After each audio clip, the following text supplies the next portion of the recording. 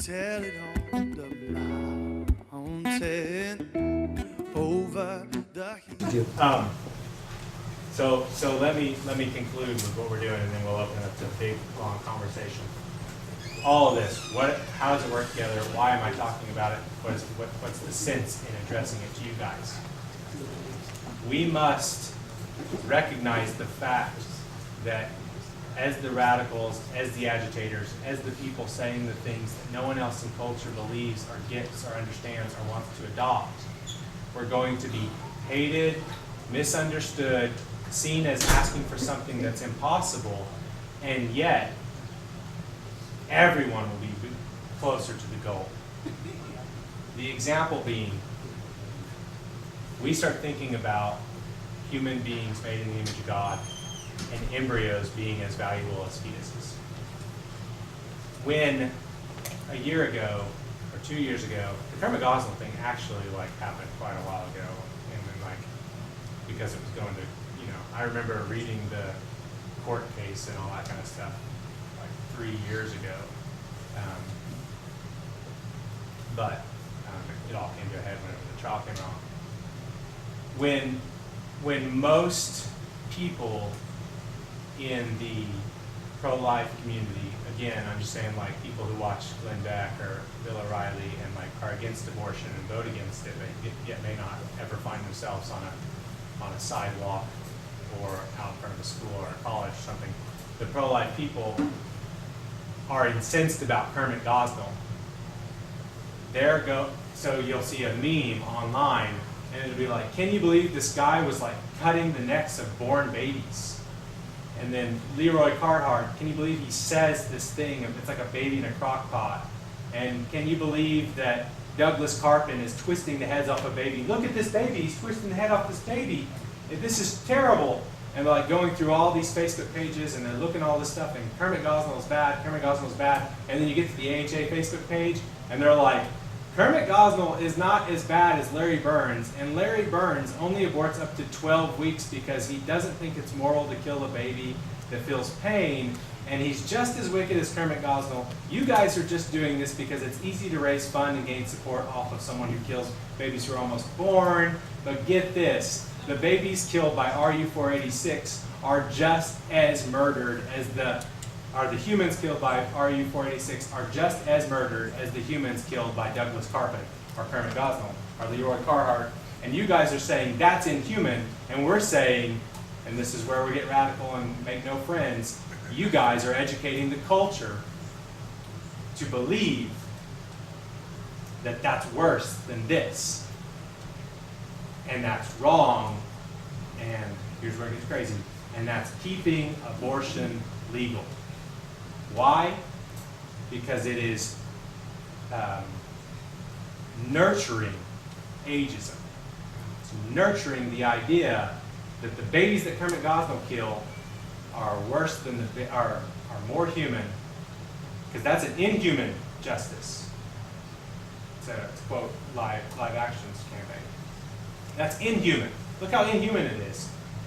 When that comes out, we're saying it's inhuman to use Plan B or whatever. Everyone's like, whoa, whoa, whoa, whoa, whoa, whoa, wait, what's going on? You guys are stupid. People are like, we shut down more clinics than ever before this year. And then we come out and we say, yeah, but Plan B is now available over the counter.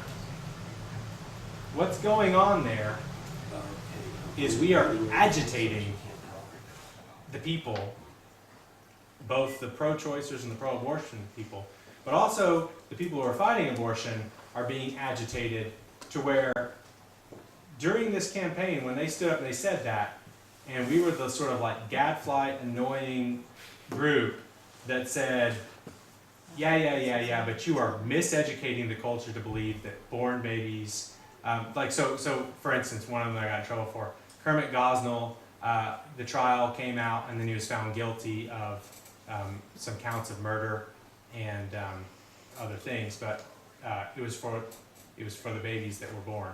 And people were saying justice was served, and it's like, no, actually it wasn't. So I said Kermit got the court case.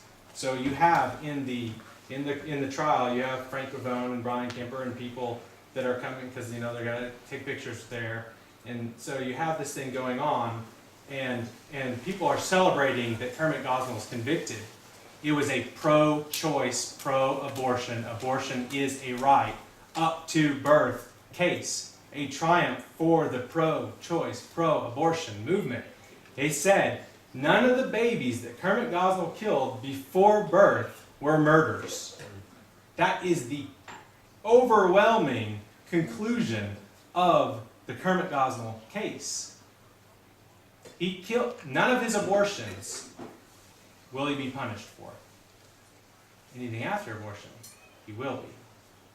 So everyone's making a big deal out of Kermit Gosnell. Let's show the world how evil these guys are. And I get that, and I agree.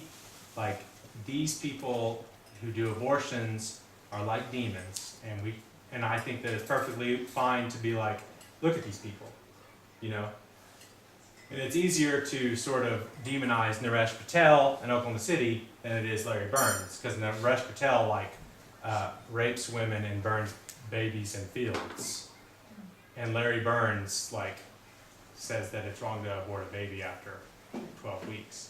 So it's easier, but they're both abortionists and they're both murderers. So we're not going to run a campaign or a fundraiser or anything like that on just fighting Naresh Patel, because we don't want to educate the culture to believe any of those things, and we don't want to nurture ageism. So how does this all work? How it all ends up working is that where we say these things, it's a very subtle effect, and we lose more people than we gain. People are mad. People don't understand. But go back and look at the memes. Look at what people start saying. The next time there's a Kermit Gosnell. So the Kermit Gosnell thing happened, the Leroy Carhart thing happened. In all fairness, don't just look at the memes. You have to look at everything someone says. Okay, everything that I'm not someone trying says. to be contradictory, because I do disagree with everything you just said from the pro-life movement perspective, but Yeah. A meme is a one-time thing, and you all know how well they're used to... No, I was about to say something positive about the memes. So when you're looking at movements in the pro-life movement, you have to look at everything that's been said, just like it would only be fair to do that for AHA. So. Sure. But what I'm saying is I'm saying how we end up working together inadvertently. So someone comes up and says, well, look at this, so let's not make it about the pro-life movement, let's make it about Glenn Beck.